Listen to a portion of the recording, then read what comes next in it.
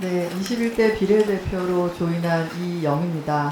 저는 산업계 대표로 온 만큼 정무위 내에서 경제와 산업 관련한 부분에 좀 집중해서 기여할 수 있도록 노력하겠습니다. 감사합니다.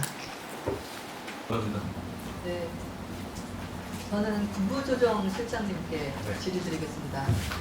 왜 한국판 뉴딜이 필요한가에 대해서 이번 정부는 이렇게 답을 했습니다. 우리 경제는 패러다임 전환 추진 과정에서 코로나19 사태로 인한 극심한 경기 침체 극복과 구조적 대전환 대응이라는 이중 과제에 직면해 있다. 따라서 이 위기를 극복하고 코로나 이후 글로벌 경제 선도를 위한 국가 발전 전략이 필요하다.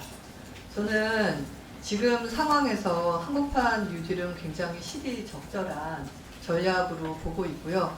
굉장히 응원하고 있는 사람 중에 하나입니다.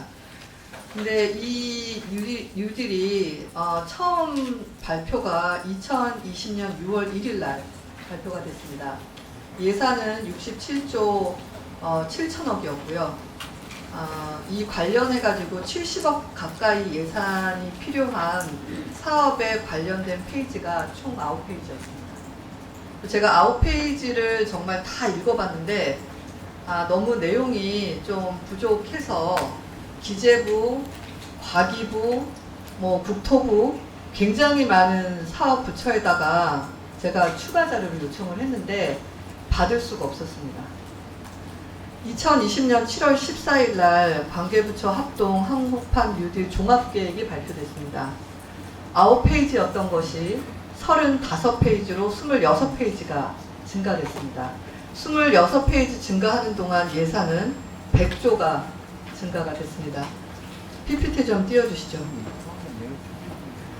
근데 이 사업비가 증가될 때 제가 계산을 해본 게 뭐냐면 사업비가 2.36배 증가했는데 일자리가 정확히 2.14배 증가했습니다. 우리가 보통 사업을 할 때 대규모의 투자를 한다는 것은 폭발적인 성장을 기대를 하고 투자를 하는데요. 정확히 사업비 증가분만큼 일자리가 증가했습니다. 그 이유가 10억 원을 투자할 때 일자리가 얼마나 생기는지를 고용유발 계수를 해서 그냥 입력을 한 단순 산술식에 의해서 나왔습니다. 일단 이 부분이 이게 앞서 말한 국가 발전 전략으로 일자리를 증가하실 수 있는 전략인가를 좀 뜯어보고 싶어서 안에 있는 내용을 봤는데요. 한 30개 정도가 1차 스캔에서 나왔는데 대부분 물건 구매 비용입니다. 그냥 와이파이를 구축하고 네트워크 장비를 구축하고 댐에 있는 원격을 제어하는 시스템을 설치하고 그 다음에 노후 건축물을 단열재를 교체하고 교육센터를 신축하고 통신선을 2조에 가깝게 학교 주변 통신선을 정비하고 그 다음에 도시수급도 정비합니다. 게다가 문화시설을 하고 있고요. 안전망 강화로 가도 지금 도시 벽지 농어촌에 초고속 인터넷망 구축하고 와이파이를 설치하고 강화시킬 센터, 멋있게 센터인데요. 그 학원을 설치를 합니다. 그래서 그 다음 페이지를 보시면 지금 그러니까 인력들이 어떻게 증가를 됐느냐를 봤더니 2번 같은 거 보시면 과기부랑 지자체 2곳이랑 공공기관 2곳에 PC 교체를 합니다. PC 교체를 100억을 하는데 74명이 수작업으로 방문해서 PC를 교체합니다. 세 번째 AI 솔루션 개발 국내 중소벤처 기업의 AI 바우처 지원이라고 굉장히 뭉뚱그려져 있는데요. 이 부분에 지능정보산업 인프라 조성에서 75명이 배정이 됩니다. 지금 여기까지만 보셔도 우리가 지금 국가 발전을 이끌 만한 전략적인 4차 산업혁명을 겨냥한 투자인가에 대해서 굉장히 회의적이고요. 일단 단순 물품 구매가 리모델링 이런 부분이 비율이 너무 높습니다. 그리고 걱정되는 거는 뭐냐면 저렇게 수적으로 사람이 고용이 는다고 했는데 지금 수조 원에 걸쳐서 스마트 팩토리랑 스마트 상점하는 부분이 있습니다. 그렇게 되면 소상공인 노동자들의 상당 부분이 일자리를 잃게 됩니다. 또한 전기차 113만 대, 수소차 20만 대를 여튼 지금 저는 이 디지털 뉴딜은 여야가 따로 없다고 생각합니다. 나라가 있어야 여야도 있는 건데 뒷부분에 다시 조금 더 보충을 하겠는데 전면적인 검토가 필요한 상황입니다. 국무조정실장님 아까 이어서 질의 드리도록 하겠습니다. 아까 실장님은 예. 한국판 뉴딜이 완성이 되지 않았다라고 말씀을 주셨는데 지금 현재 네, 예. 저는 준비가 안 되어 있다라고 말씀드리고 싶고요. 그 이유를 짤막하게 네 가지로 설명을 드리겠습니다. 6월 1일 날 70조 예산에 대한 페이지가 9페이지였는데요. 7월 14일 160조 35페이지가 나올 동안 기재부를 포함해서 각 부처에 정말 많은 연락을 했습니다. 단 한 장의 문서도 받지 못했습니다. 그 다음에 7월 14일 날 35페이지가 나왔을 때 실장님 다 읽어보셨는지 모르겠는데 전 다 읽어봤습니다. 예, 저도 다 읽어봤습니다. 다 읽어봤을 때 대부분이 ICT 관련한 단순 물품 구매, 건축물의 외장재 교체, 신축공사, 아니면 통신 설비 정비 같은 단순한 인프라 설비였습니다. 그 다음에 세 번째는 그 추경인데요. 그러면 완성이 안 돼 있으니까 올해는 사업을 하셔야 되니까 제가 추경을 훑어봤습니다. 추경 같은 경우 지금 PPT에 보시면 빅데이터 플랫폼 이 분야에 대해서 추경 405억이 결정되어 있는데 어떤 분야를 할지 수요 조사도 안 돼 있다는 것을 확인했습니다. 그 다음에 AI 바우처 지원 사업 같은 경우 2020년 신규 사업이 1년 동안 진행할 신규 사업이 39억이었습니다. 아직 사업 성과가 나오지도 않았는데 560억이 추정으로 되어 있습니다. 제가 한 달 반 동안 그러면 전체가 안 되면 추경 예산만 달라고 기재부에 한 달 반을 얘기했습니다. 오늘 오전까지 못 받았는데 점심 먹고 왔더니 메일로 들어와 있습니다. 지금 가기부에 7,843억을 빼고 다 와 있는데요. 68조항 중에 20개의 조항이 내역 사업이 없습니다. 제가 드릴 말씀이 뭐냐면 기업도 잘해보려고 그 기업의 성장을 위해서 투자를 진행을 하는데 무리한 투자와 그 기획되지 않은 투자를 하면 부도납니다. 지금 아시는 것처럼 이 한국판 뉴딜은 굉장히 중요한 사업입니다. 반드시 성공을 해야 되는 사업입니다. 하지만 이렇게 계획도 없이 부실로 진행이 되면 회사가 부도나듯이 지금 아시는 것처럼 경제 침체도 심하고 국가의 부채 비율도 리스크를 관리해야 되는 상황입니다.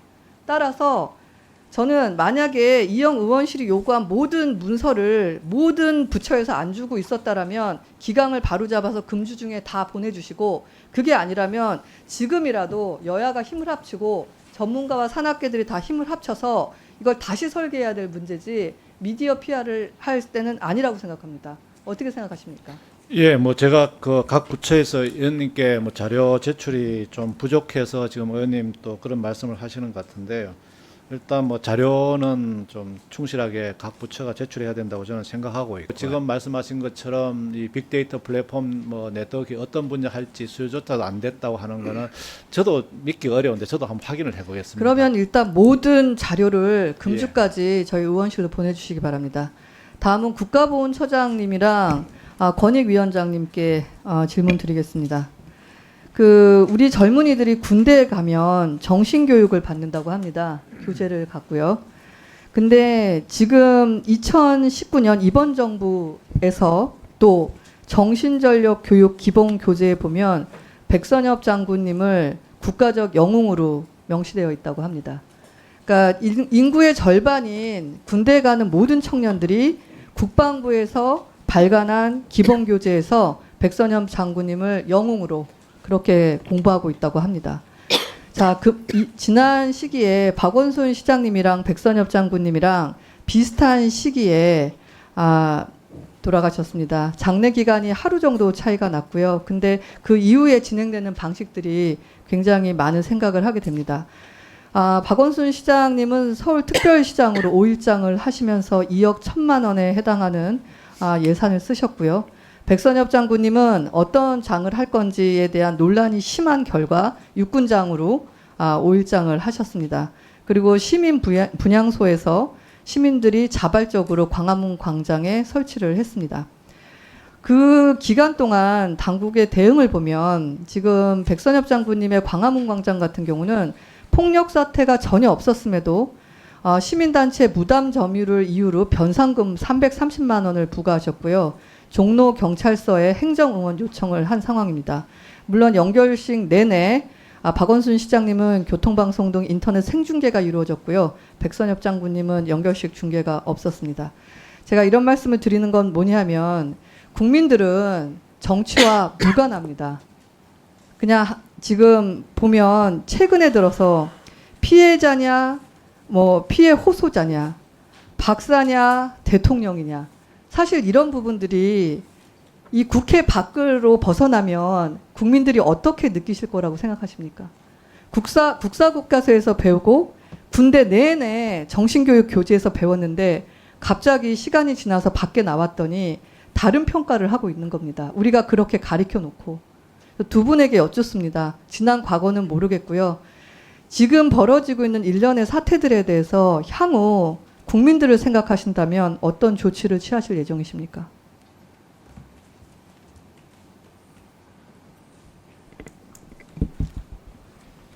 백선엽 장군님에 대한 평가는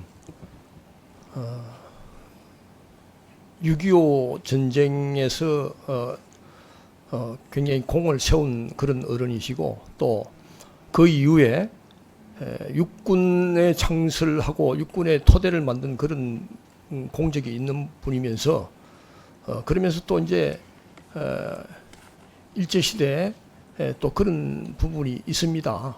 그러면 군에서나 학교에서 가르치셨어야죠. 군 내내 국가 영웅이라고 가르쳐서 사회에 모든 군인들을 보내놓으시고 갑자기 밖에서 이 사람은 국군 영웅이기 이전에 일제 치하에서 문제가 있는 사람이다 라고 하는 거 우리 젊은이들에게 어떻게 설명하시겠습니까?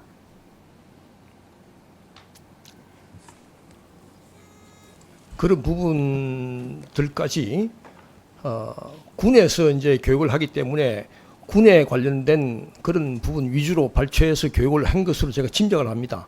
그건 뭐 제가 관여한 그런 부분은 아닌데, 그러나 사회 전체로 봐서는 이제 그런 평가를 하니까, 거기에 상응한 그런 종합적인 그런 생각을 해야 되지 않나, 저는 그렇게 생각을 합니다.